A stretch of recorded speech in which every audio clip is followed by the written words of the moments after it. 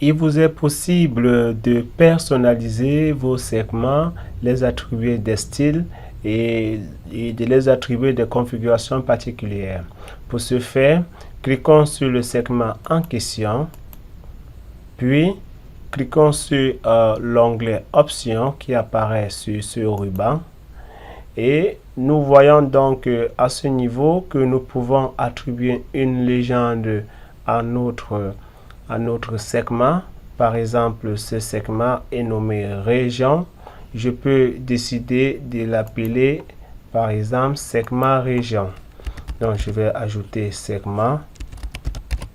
J'ai plutôt segment région. J'appuie sur entrée pour voir la modification, n'est-ce pas, prise en compte.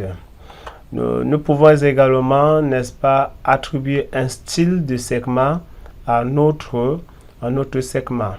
Donc, je vais dans ce menu dérouler pour voir les différents styles de segments que nous pouvons, n'est-ce pas, attribuer à notre segment. Nous avons ici la catégorie des styles clairs et la catégorie des styles foncés. Je peux par exemple solliciter à attribuer ce style. Nous avons donc une coloration particulière à notre segment. À présent, nous allons voir comment changer le plan d'un segment. Par exemple, si je superpose ces deux segments, par défaut, le segment région est en dessous du segment département. Maintenant, si je désire plutôt que ce segment région soit plutôt au-dessus, toujours dans l'onglet Options, je vais me servir de ces deux boutons. Soit je clique sur Avancer pour voir, n'est-ce pas, apparaître mon segment région plutôt au premier plan, ou encore reculer pour le voir au second plan.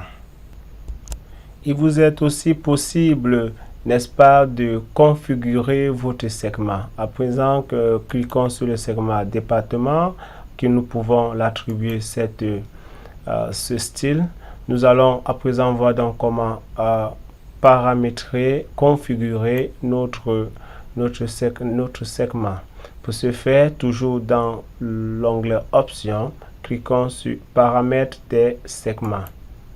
Nous avons cette nouvelle fenêtre qui apparaît, qui nous donne la possibilité de modifier le nom, n'est-ce pas, de notre segment et aussi la légende. Et nous pouvons tout de même vouloir voir afficher notre en-tête ou pas. Si je décoche, notre en-tête ne sera plus affichée, mais si je coche cette case, l'en-tête sera bien évidemment affichée. Dans le volet tri et filtrage des éléments, nous avons la possibilité de donner l'ordre de tri des données de notre segment, soit en ordre croissant, comme à présent, c'est dans un ordre croissant.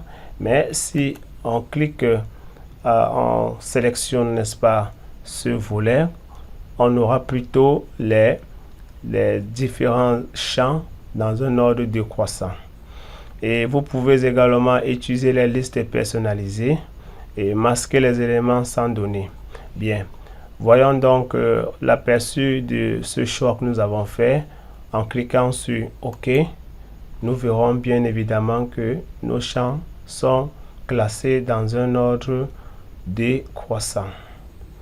Nous venons donc à présent de voir comment personnaliser notre segment tout en les attribuant un style et en leur donnant une position bien précise avec Excel 2013.